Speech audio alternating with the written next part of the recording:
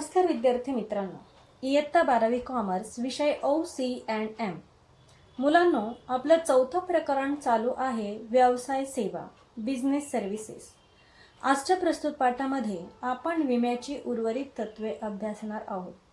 या अगोदरच्या लेक्चरमध्ये आपण सुरुवातीची 4 तत्वे अभ्यासलेली आहेत आणि आज आपण त्या पुढील तत्वांचा अभ्यास करणार आहोत.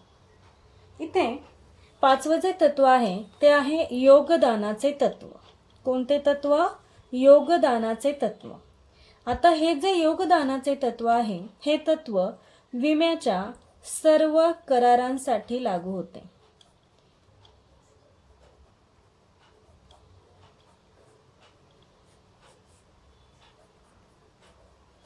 म्हणजे हे जे तत्व आहे विम्याचे जे म्हणजे सर्व प्रकारच्या करारांसाठी हे तत्व लागू होते. मग हे जे योगदानाचे तत्व आहे हे तत्व काय सांगतं की जर समजा एखाद्या व्यक्तीने विमा उतरवताना जर एकापेक्षा जास्त विमा कंपनीकडे त्याच्या मालमत्तेचा विमा उतरवलेला असेल आणि जर त्या मालमत्तेचं नुकसान झालं तर अशा वेळेस तो एका विमा कंपनीकडे किंवा दोन्ही विमा कंपनीकडे नुकसान भरपाई मागू शकतो.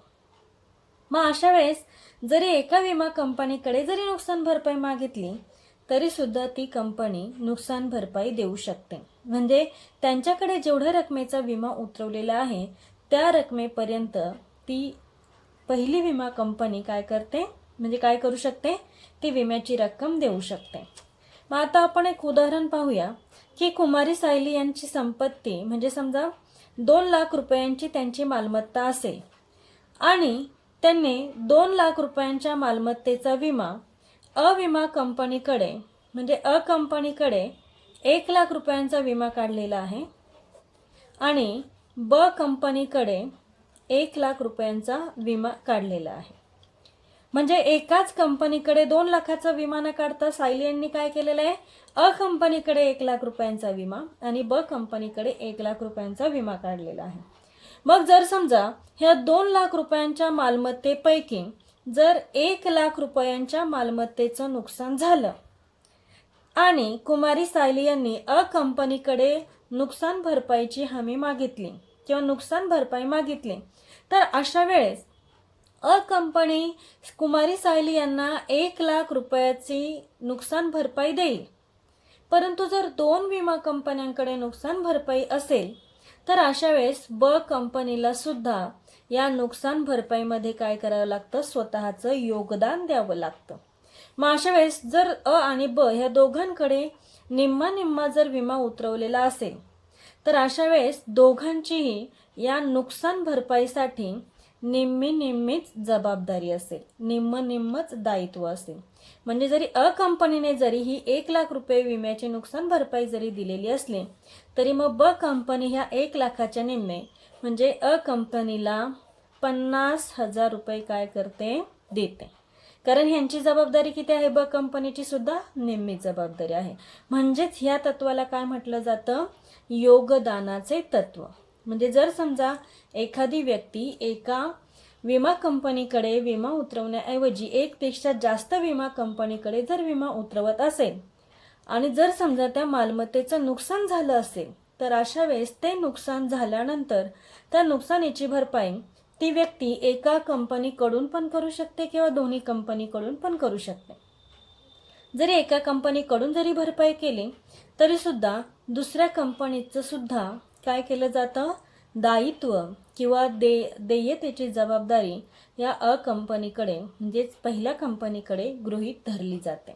मग कंपनी सुद्धा काय करत असते की त्या नुकसान भरपाईला जबाबदार राहत असते. म्हणजे त्याची नुकसानीची भरपाई देण्यासाठी जबाबदार राहत असते.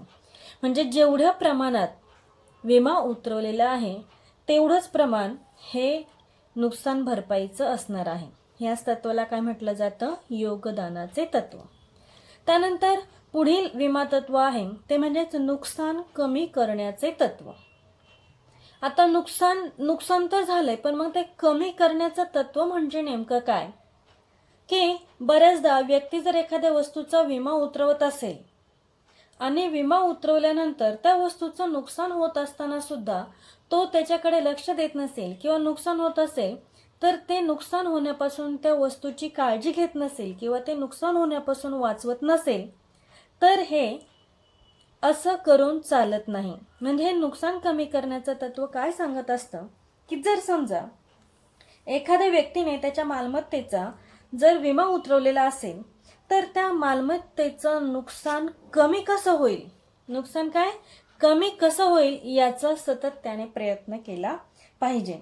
मग अशा वेळेस विमाधारकाने काय केलं पाहिजे की ज्या ज्या कारणास्तव त्याच्या मालमत्तेला नुकसान पोहोचत असतं किंवा मालमत्तेला तोटा होऊ शकतो, ती कारणं न निर्माण होण्यासाठी त्याने प्रयत्न केले पाहिजेत.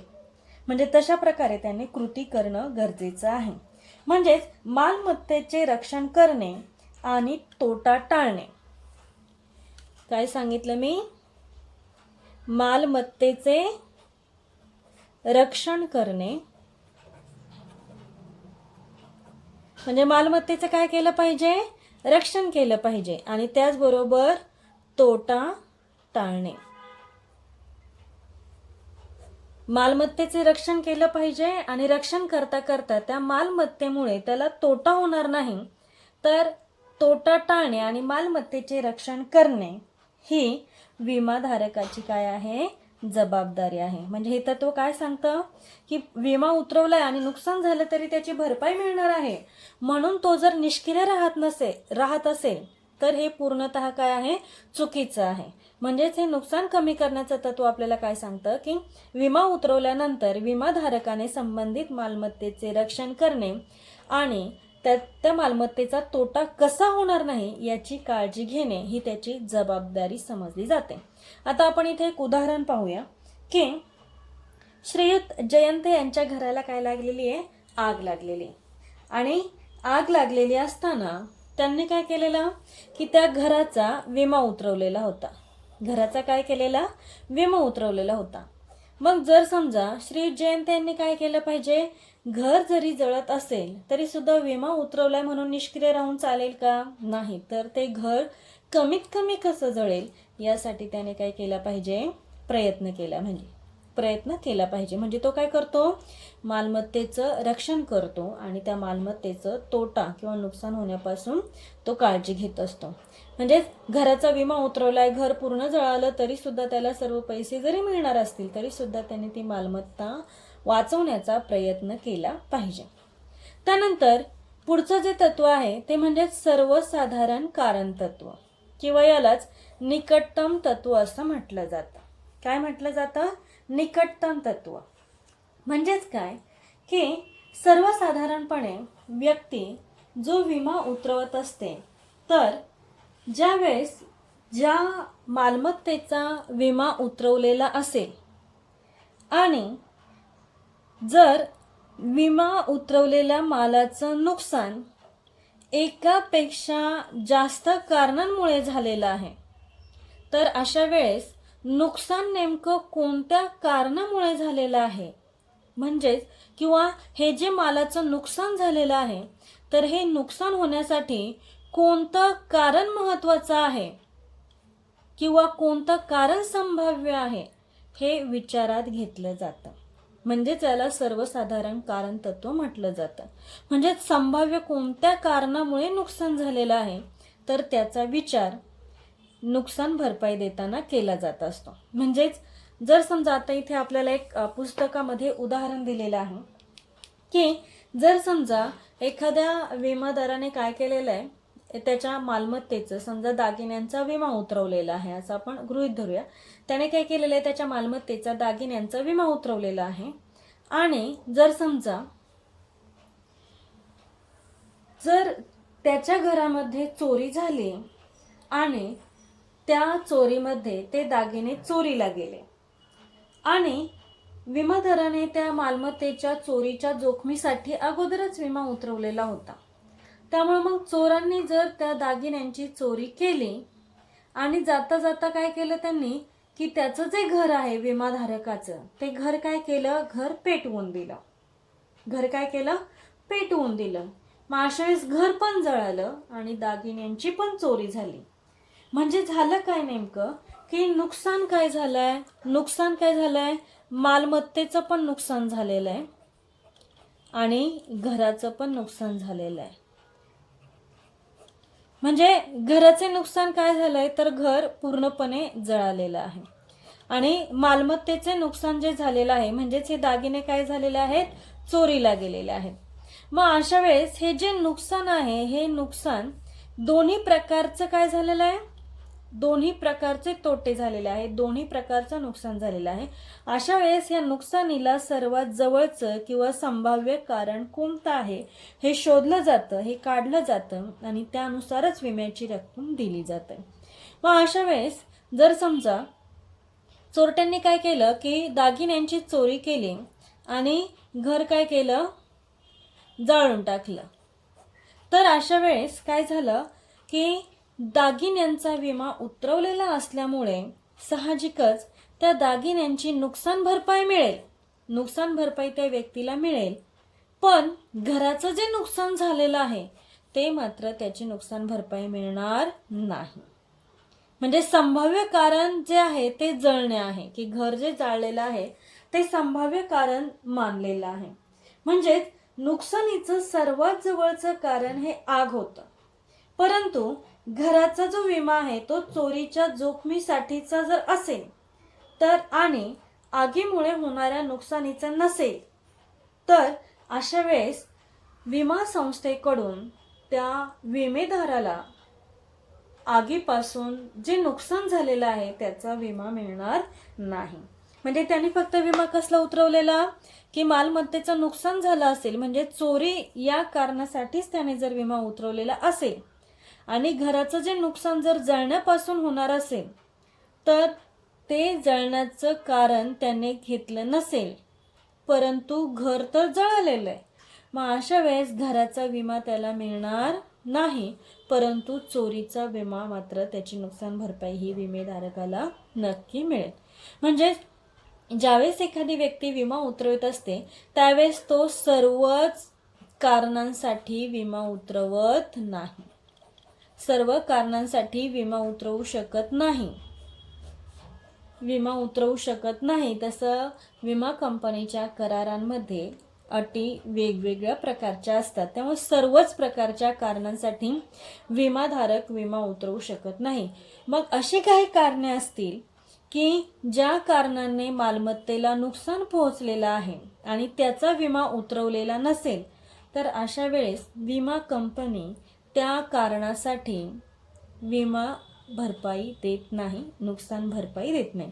म्हणजे मी इथं सांगितलं की चोरी होणं याचा म्हणजे या कारणासाठी विमा उतरवला होता, पण जळणे आणि नष्ट होणे या कारणासाठी विमा न उतरवल्यामुळे ज्या मालमत्तेची चोरी झाली त्याचे नुकसान भरपाई मिळाली, पण जळणे या कारणासाठी विमा न उतरवल्यामुळे आग लागून त्यामध्ये जळून ज्या मालमत्तेचं नुकसान झालेलं आहे त्याची नुकसान भरपाई मिळणार नाही.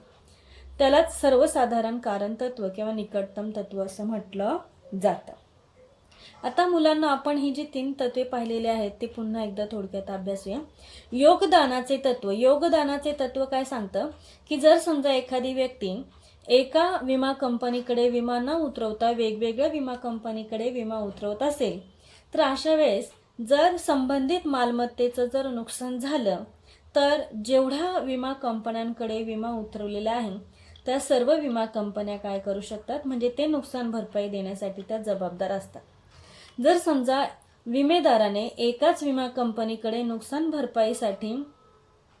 भरपाई मागितली असेल तर अशा वेळेस एक कंपनीने जरी नुकसान भरपाई दिलेली असेल तरी सुद्धा दुसरी जी कंपनी आहे तिचं सुद्धा काय केलं जातं की ती सुद्धा पहिल्या विमा कंपनीसाठी किंवा विमा कंपनीला ती नुकसान भरपाईची रक्कम देण्यासाठी जबाबदार धरली जाते. म्हणजे हा जो नुकसान भरपाई जी काही दिली जाते तर ही नुकसान भरपाई काय केली जाते, जेवढं योगदान आहे म्हणजे जेवढ्या रकमेचा विमा उतरवलेला आहे तेवढं योगदान गृहीत धरून म्हणजे याचं काय केलं जातं, गुणोत्तर काढलं जातं आणि त्या गुणोत्तरानुसार दायित्व ठरवलं जातं, भरपाई ठरवली जाते. त्यानंतर नुकसान कमी करण्याचे तत्व, हे तत्व काय सांगतं की जरी एखाद्या विमेधारकाने विमा उतरवलेला असेल तरी सुद्धा ज्या मालमत्तेचा त्याने विमा उतरवलेला असेल त्या मालमत्तेचं त्याने काय केलं पाहिजे, रक्षण केलं पाहिजे आणि ती मालमत्ता, त्या मालमत्तेचा तोटा होण्यापासून टाळलं पाहिजे, ही त्याची मुख्य जबाबदारी आहे. त्यानंतर तिसरं जे तत्व आहे सर्वसाधारण कारण तत्व, यालाच आपण काय म्हणतो, निकटतम तत्व. म्हणजे जर समजा मालाचं नुकसान होत असेल तर ते नुकसान ज्या कारणांमुळे होतं ते संभाव्य कारण या तत्वामध्ये विचारात घेतलं जातं. म्हणजे नेमकं कोणत्या कारणामुळे नुकसान झालेलं आहे असंच कारण विचारात घेतलं जातं. कारण ज्यावेळेस विमा उतरवला जातो त्यावेळेस तो सर्व कारणांसाठी विमा उतरवता येत नाही. मग जर समजा एखाद्या व्यक्तीने काय केलेलं की त्याने मालमत्तेची चोरी होण्यासाठीचा विमा उतरवलेला आहे, पण आगीमध्ये जळण्यासाठीच या कारणासाठी विमा उतरवलेला नाहीये. मग जर त्या मालमत्तेचं आगीमध्ये जळालेली असल्यामुळे जर नुकसान झालं असेल तर ते नुकसान भरपाई विमा कंपनी देत नाही, कारण या कारणासाठी विमा उतरवलेला आहे का, नाही. मग कोणत्या कारणासाठी, चोरी झाली असेल तर त्याची नुकसान भरपाई मिळेल, परंतु जर तो माल जळून गेला असेल किंवा मालमत्ता जळून गेली असेल तर ती जळालेली मालमत्ता जी आहे त्याचं जे काही नुकसान भरपाई आहे ती विमा कंपनी देऊ शकत नाही किंवा देण्यास ती नकार देते. अशा प्रकारे मुलांनो आपण ही विम्याची उर्वरित तत्वे अभ्यासलेली आहेत. ही तत्वे सुद्धा आणि अगोदरची जी तत्वे आहेत पहिली 4, तर या तत्वांचा विचार करता आपल्याला एक महत्त्वाची गोष्ट लक्षात येते की ही जी विविध प्रकारची तत्वे आहेत या तत्वांचं ज्ञान झाल्यामुळे भविष्यामध्ये तुम्हाला कोणत्या प्रकारचा विमा तुम्ही उतरवला पाहिजे किंवा ही जी तत्व आहेत या तत्वांचा विचार करून तुम्ही काय करू शकता की योग्य प्रकारे विमा करार निवडू शकता आणि योग्य प्रकारे विम्याची माहिती घेऊनच भविष्यामध्ये नुकसानीपासून आपला बचाव कसा करता येईल याचा विचार आपण नक्की करू शकतो. मुलांना अशा प्रकारे आजचं हे आपलं छोटंसं लेक्चर इथेच संपलं. धन्यवाद.